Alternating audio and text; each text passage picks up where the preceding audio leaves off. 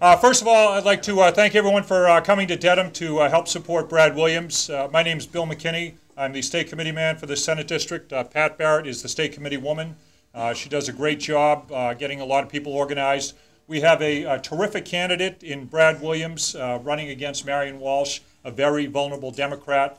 Scott Brown last week showed us what can happen in Massachusetts when people pull together and get involved, and I think he spurred a lot of activism, and you're going to see a lot of candidates making a lot of challenges across the state.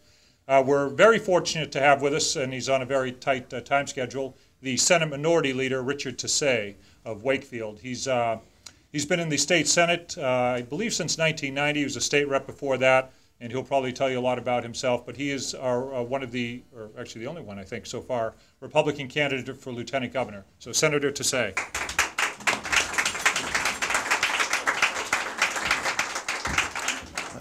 Thank you very much, and let me first thank everybody for being here, because the fact that you're here tonight to support Brad, I know it means a lot to Brad, and it means a lot to all of the members of the Republican Senate caucus, because we are delighted to be in this election cycle and to have candidates of the caliber of Brad who are willing to put themselves out there and to offer themselves up for public office. And the fact that you're all here tonight to support Brad means an awful lot to me personally, and I know it will to the other senators as well. So give yourselves a hand for being here.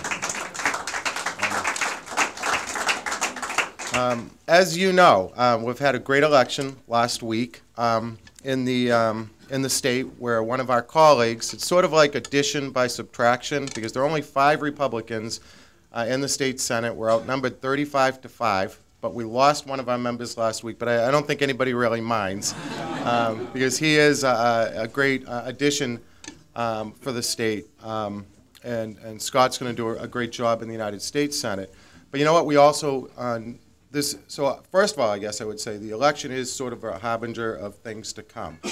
This reminds me, I was around in 1990. There were only 7 Republican senators, and in one election cycle, we went up to 16.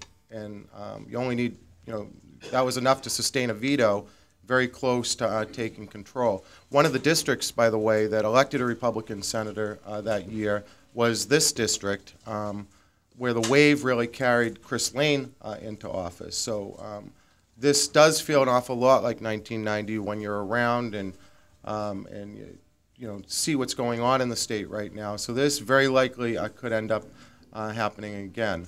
I would say that this is, when you talk to people and why Scott was successful, and I think why we're going to have such a good year this year, is because people recognize in the state that we're heading in the wrong direction. And if we keep heading in the direction that we're in right now, we're going to go off a cliff. So we have to turn things around right now, and people are looking for candidates who are willing to step up and do the things that need to be done to get Massachusetts back on track. And I would say, did you see that commercial on TV? Scott Brown voted with the Republican leadership 96% of the time.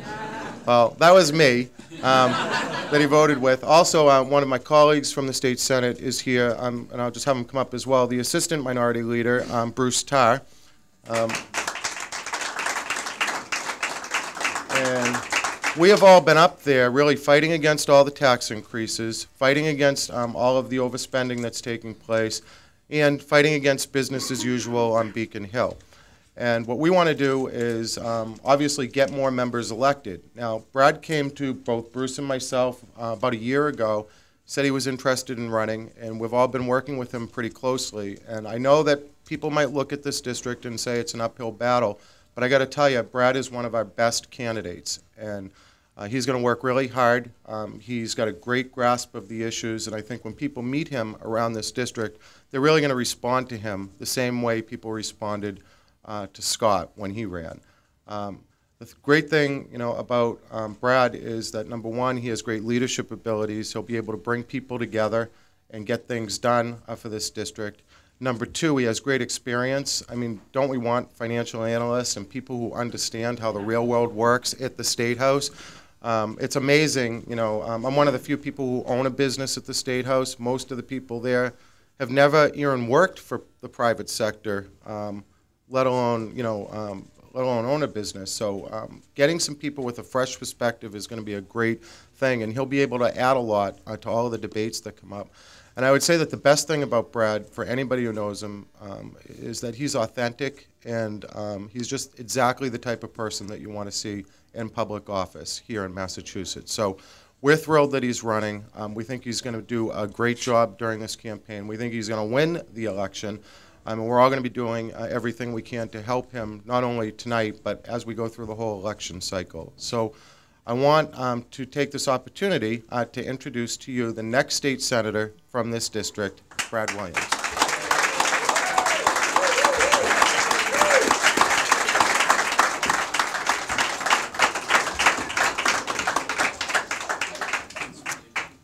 Thank you, Richard. As he said, and I think Bill said, Richard is the longest-serving Republican in the state legislature, and I joked with him earlier, that probably qualifies for some sort of hazard pay or combat pay over his tenure and his career. But thank you, Richard, for that very nice introduction. I was hoping it wasn't at my funeral, it was so nice. But this is a new beginning. This is a new beginning for all of us here. And I think Richard was very correct that we have been thinking about this for a year. And what he knows, and I don't think all of you know, is that about a year ago when the incumbent senator here, Marion Walsh, was offered that no-show job for $175,000 per year, I actually had called the governor and said, I'll do it for $150.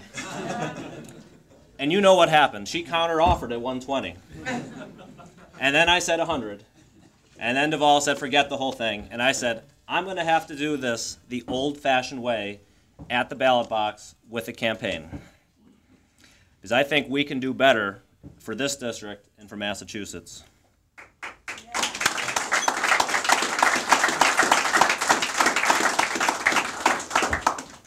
On a more serious note, tonight is about this district. It's Dedham, Westwood, Norwood, West Roxbury, a little bit of Hyde Park, and a little bit of Roslindale.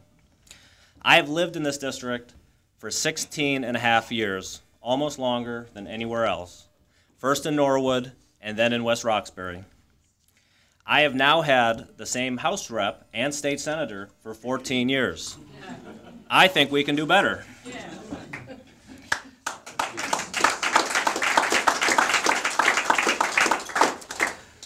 I think my campaign is really quite simple. I am first and foremost a fiscal conservative. We have a spending problem in this state. We do not have a revenue problem. We need to take control of both state spending and rein in the taxes that give the revenue so that we can fund this level of spending. I am an investment advisor, as Richard said. My partner's here tonight. We run a small business. We know what health insurance costs. We know what you think about if you want to hire somebody in this state. And it's actually the third business I've been involved in 16 years in Massachusetts, and all small businesses, none with more than 35 or 40 employees. When we meet with clients, we are an alternative to Smith Barney and Morgan Stanley and Fidelity and Vanguard. When we go out and meet with clients or they come to our office, ironically, my office for the last 4 years looked at the State House. The address was 33 Mount Vernon Street. I handed my card once to Richard, and he looked at it and said, the State House is on your card already. But I call it the Massachusetts math. My partner and I, we sit down with people, including clients in this district, and it's the Massachusetts math. $25,000 for daycare, $15,000 for health care, $25,000 for your mortgage each year. What's left after this? That's $70,000 a year you have to make before taxes, and we're not talking about feeding yourself, putting gas in the car, buying a new truck. Some trucks have 200,000 miles on them. But we need to improve the business climate here, mainly because it will bring jobs in. Unemployment in December went from 8.7% to 9.4% in Massachusetts, one of the largest jumps of any state. We need jobs. If you listen to small business owners like myself and the ones I've been involved with, They say it's too expensive to get started here. It's too hard to hire new people. And now, when we start passing stimulus packages for New Hampshire, across and all the other bordering states, it makes it only harder.